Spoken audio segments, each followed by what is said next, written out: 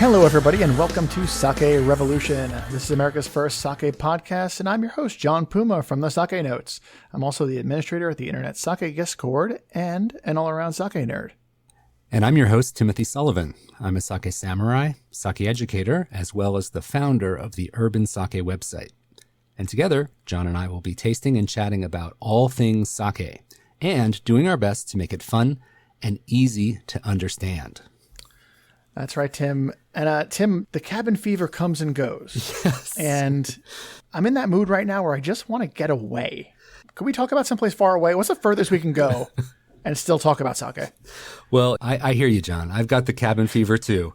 If we were to think about it, what's the furthest we can get away from New York, traveling west? Okay, over the Pacific, past Hokkaido, past Tokyo, Totally. past Kyoto, past Kobe. Mm-hmm. All right, we're in Kyushu. So I think Kyushu Island is as far west as we can get. And for sake regions on Kyushu, I think it's Saga. That's as far away as we can get.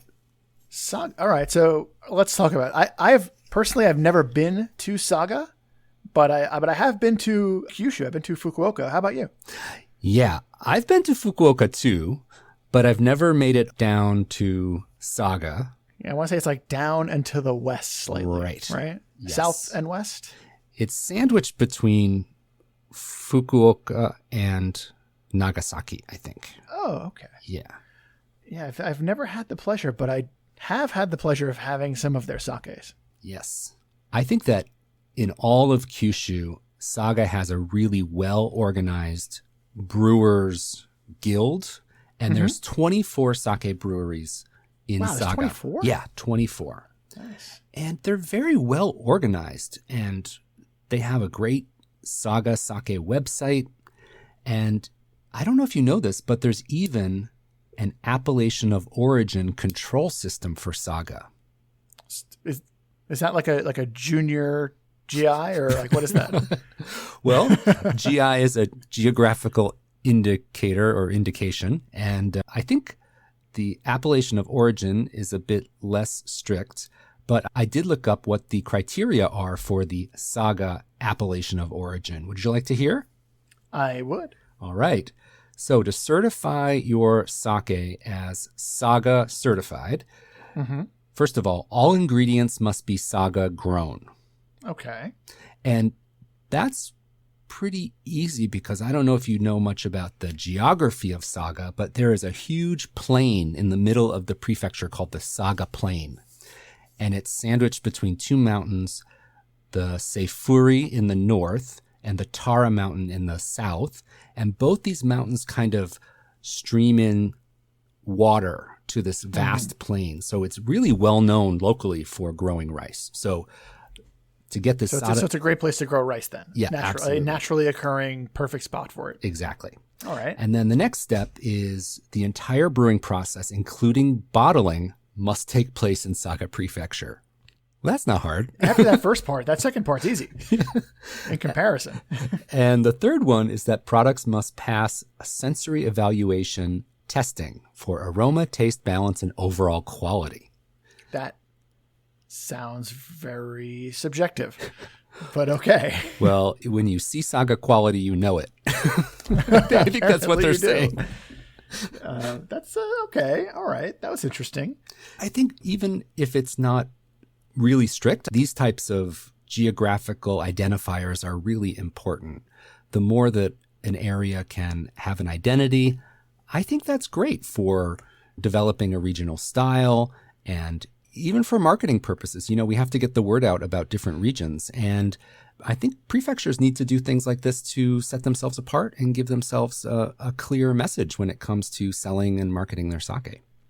Yeah, I agree. And I think that it's also, like, from the enthusiast standpoint, it's kind of cool. Like, it's, you know, it's exciting to know that these breweries are kind of working together and doing some interesting stuff. So that's pretty cool they're doing that. The sensory evaluation seems a little weird, but, you know, the rest of it, it helps the prefecture, I think. It helps them along. Now, when I was in Fukuoka, I did visit a sake bar called Saga Kuras. And this place was very, as you probably guessed, it is exclusively sake from Saga. That's all they sell. But he gets a lot of exclusive bottles. He gets a lot of rare bottles. He likes to show off his rare bottles, his rare exclusive bottles. When you order something, he wants to tell you everything about the brewery. So he'll show you a map of the region, show you where that brewery is, tell you about the owner of the brewery, how long they've been around.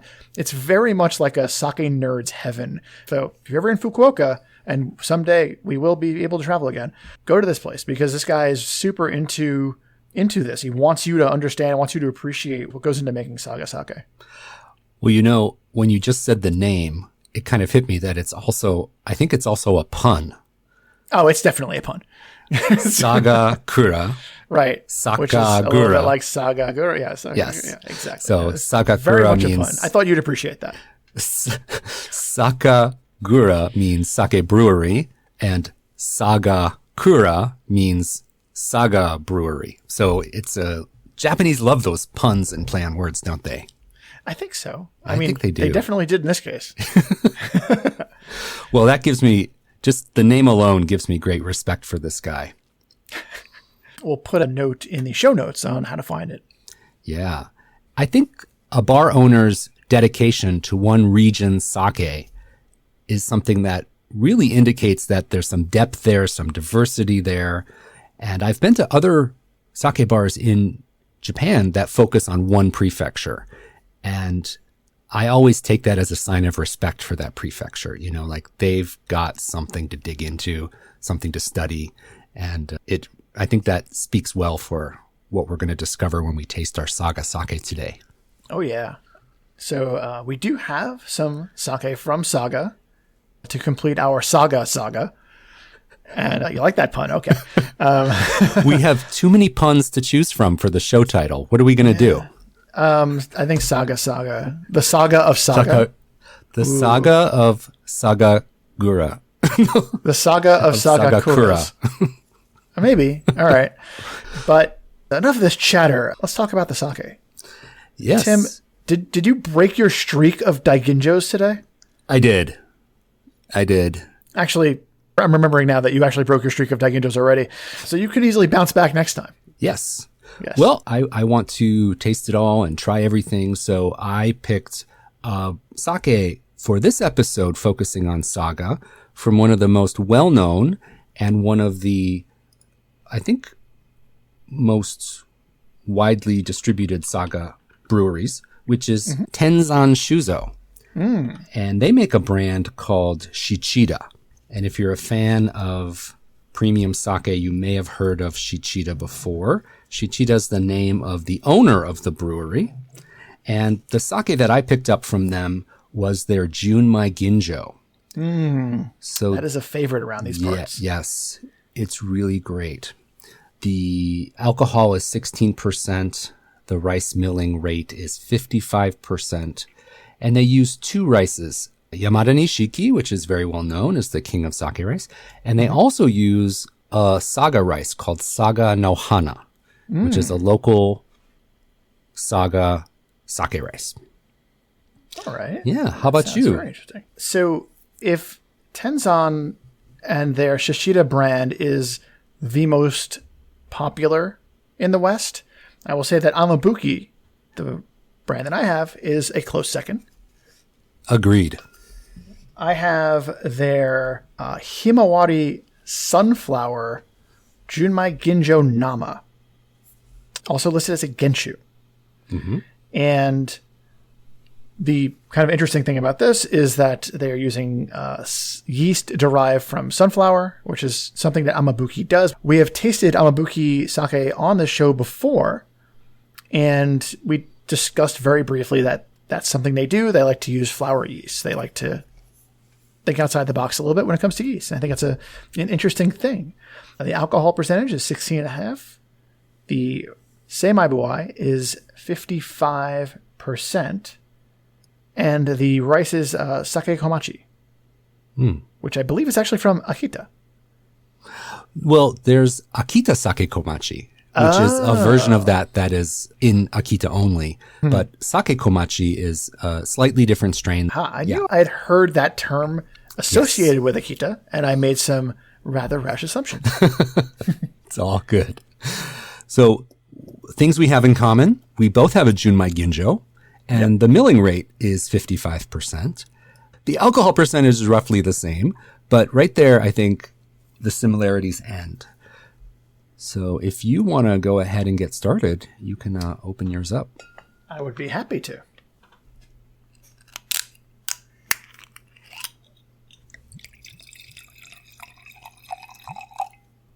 Well, I will tell you right off the bat that this definitely has a very strong Nama note. I think we've talked about that a little bit in the past, where it's a little bit bold. This bottle is about a little over a year old, and it is a Nama, but it has been refrigerated that whole time, so it's not gone bad in any way, which is good. But on the nose, like I said, that big, bold Nama punch in the face, a little bit of that ethanol, the alcohol comes with it, and honestly, a little bit of that caramel that comes with aging, that comes with it being a year old at a Nama. It's not distracting in any way, but it is a little different. And this is one of the most unique sakes I've ever sipped. And this is going to take a moment to try and process. This is very interesting. So as you mentioned earlier, Amabuki, the yeast that they used to do the alcoholic fermentation for this sake was cultivated off of sunflower. Yeah. And it's worth noting that Amabuki does that for every sake they make. They cultivate their yeast from different strains of flowers. So there's a sunflower, there's strawberry blossom, something like marigold as well. So that's something that's really unique to them. Most breweries do not cultivate their own yeast. So this is something kind of rare and special. Yeah. The first thing I'm noticing when I sip on it is that even though this is a Nama, it has got a nice dry spike to it. Like the first thing I notice when I sip it is that it's nice and dry, but it's balanced really nicely by the acidity. This sake actually has a sake meter value of +10. So it should be really dry and very crisp, but it's not overwhelmingly either of those things.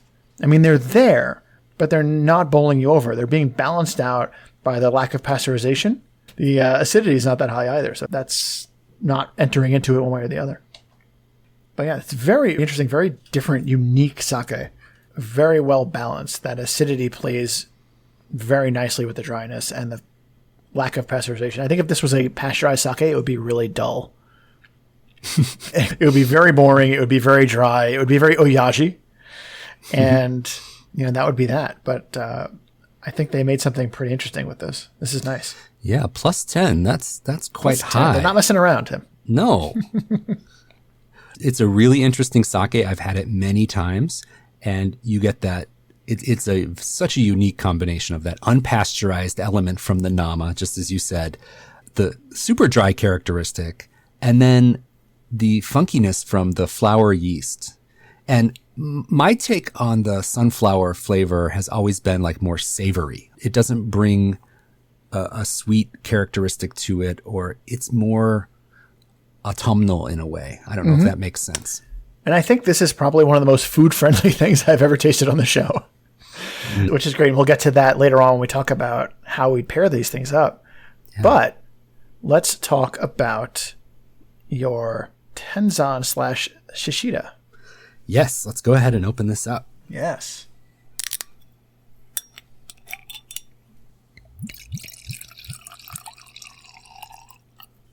Okay, when I look at it in the glass, I've got just a hint of color. Mm-hmm. Just the palest cast of like a straw color. Oh, it smells really good. So it has overall a fruity aroma profile, and I'm getting more of the unique tropical fruits like papaya. Very often when we smell a sake and you say it smells fruity, you think of melon, banana, and apple. But here, the fruity notes are a little bit more mysterious. Ooh, I like that. Yeah. And very layered. It's not like, oh, I can smell that. That is 100% pineapple. It's not like that at all. It's like there's a little bit of papaya, maybe some kiwi, just this really interesting mix of mysterious fruits. It really smells intoxicating and lovely, like just really great. Okay, now I'm going to give it a taste. Interesting. The flavor profile is much more savory than I was expecting. Really? The aroma had a nice fruity note to it, but there was a depth there. And the flavor profile is more rich and a little bit savory and not sweet at all. And my SMV, my sake meter value, is only a +1. So that's like... So it's much more neutral. Much more neutral, but this doesn't taste overtly dry, but there's a savory umami note in the background that is balancing out that fruity aroma.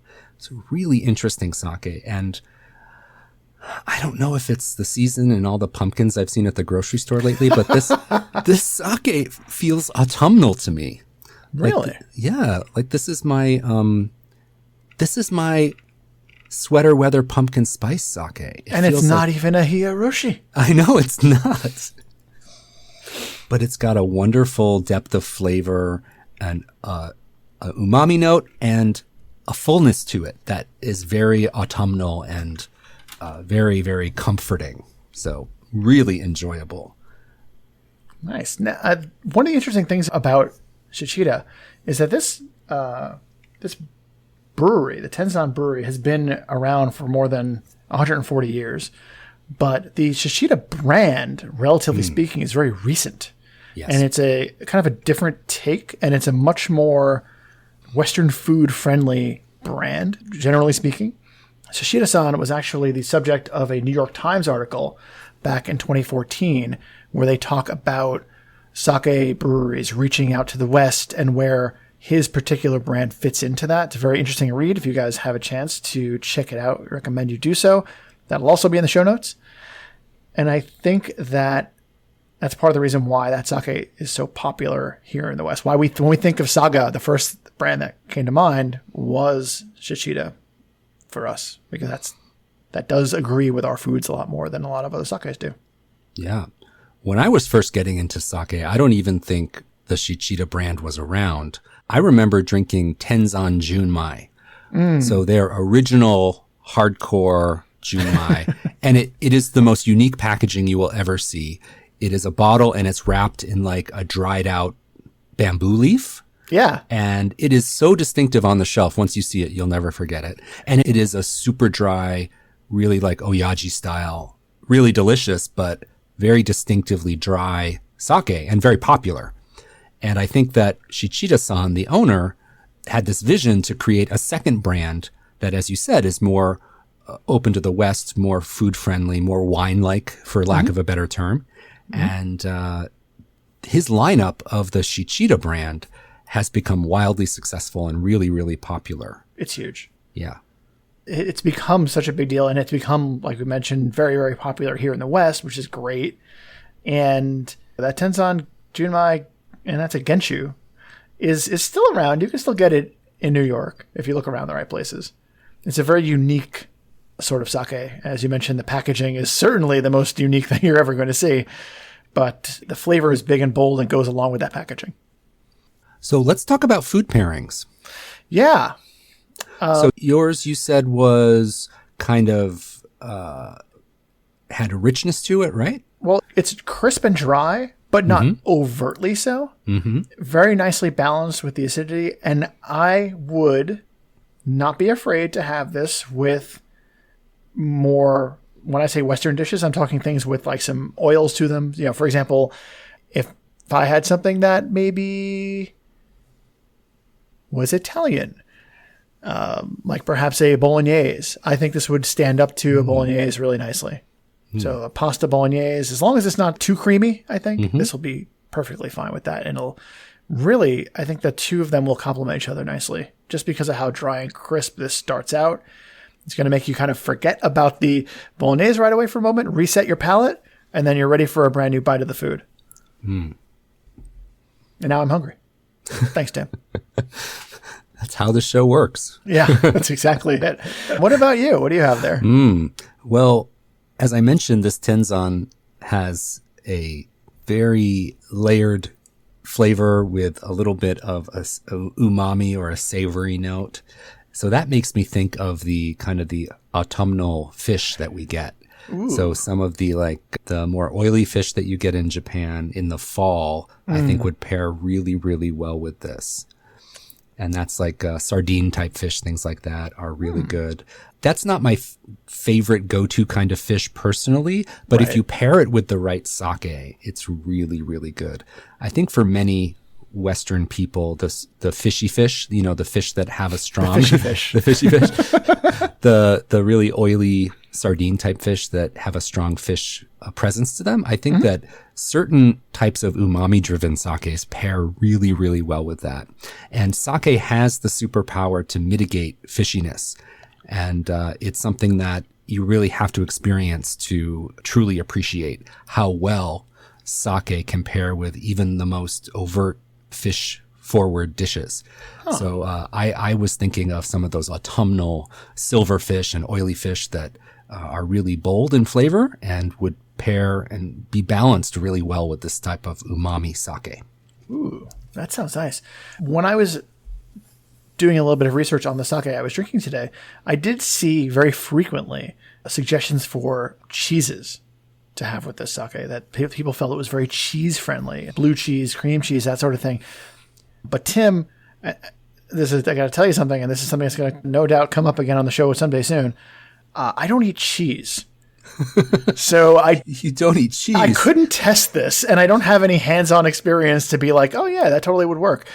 So I had to go with what I know, and that was why I thought about the bolognese. And often bolognese has cheese as part of, it's in there, but it's not in my face, so I don't mind it. But but yeah, that's a thing that happened. I never ate cheese my entire life. I mean, I've tasted it. I've never liked it my entire life. Okay. So cheese is just something you don't prefer to eat. It's something I don't prefer to eat. And at this point in my life, as a result of not eating it my whole life, my body is not thrilled with it when I do encounter it. Mm-hmm. Dairy in general. All right. But yeah, I didn't really get to experience that, but I figured I wanted to tell our audience that, hey, maybe cheese with this Amabuki. I can definitely see that. Having tasted the Amabuki sunflower before, I think cheese would pair really, really well. Both of our sakes seem to have an extra little something, a depth of flavor. This is the depth of flavor episode. Yeah, it's so interesting for me on this one because it is, like I mentioned, it starts out so dry, but the nama quality of it counters that into this weird robustness that is really unique and really different. It's definitely something I would recommend somebody try at least once. This is such an interesting, different sake. And for my sake, I think that, the qualities I've attributed to this Junmai Ginjo from Shichida, I think they can apply to all of his Shichida brand. I've had the Junmai, I've had the Junmai Daiginjo, and they all have this depth of flavor and this body to them. It's not a high viscosity, but it's a depth of flavor and it's a real complexity that is so enjoyable. And they've done a great job across the whole brand of making their sake have this depth of flavor, this complexity that is really delicious and intriguing. That's how I would describe it. So we talked a little bit at the opening about how Saga breweries get together and they try to work together, and that doing things like this would lead to having a more prefectural style. What do we think after all this discussion today? What is the Saga prefectural style? Or is that an impossible question to answer having two sakes? I think it's impossible to answer having had two sakes, but I think it's safe to say this, that Saga does not shy away from complexity. It does not shy away from unique production methods or variety.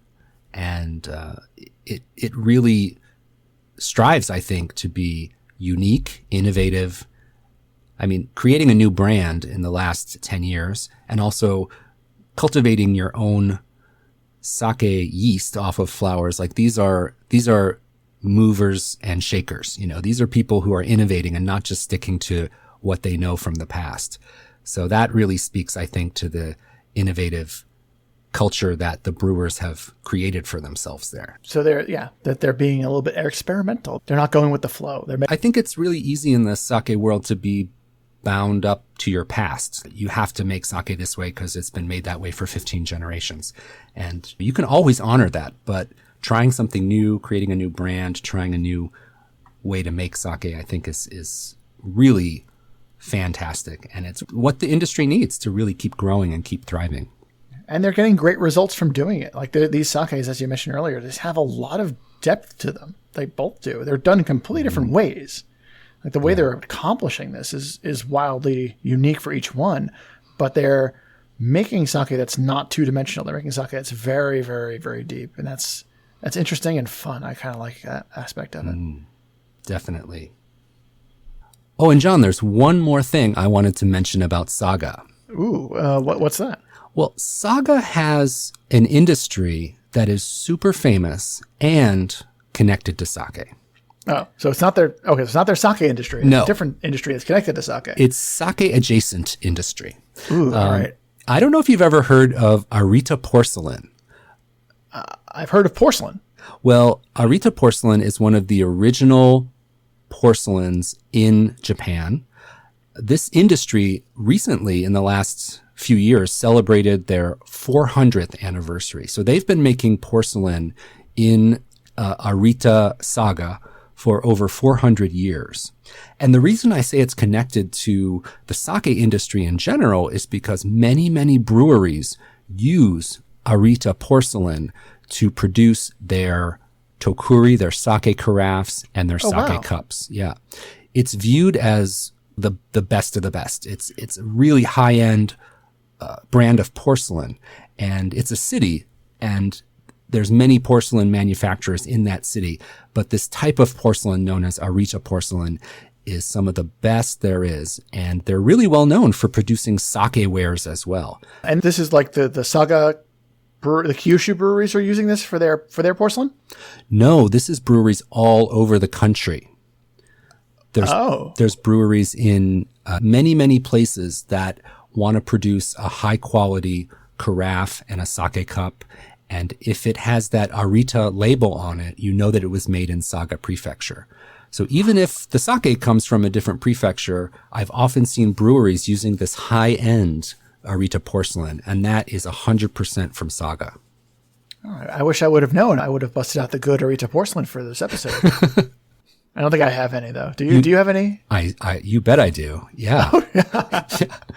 Oh, that's a missed opportunity, Tim.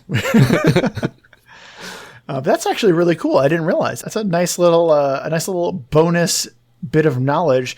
See, guys, even when we do a deep dive, Sake Education Corner lurks. It rears its head. Yeah. So if you drink Saga sake out of Arita porcelain, then you are doubling down. You're getting the full experience. Yes. And here I am with my wine glass. Me too. Yeah. All right. Well, I want to thank everyone so much for tuning in. We really do hope that you're enjoying our show. And if you would like to show your support for us and for Sake Revolution, there's one way you can really help us out. If you could take a couple minutes and leave a written review on Apple Podcasts. It's one of the best ways to help us get the word out about our show. And also, please be sure to subscribe wherever you download your podcast. This way, our show will miraculously show up on your device every week. We do one of these about once a week, right, Tim?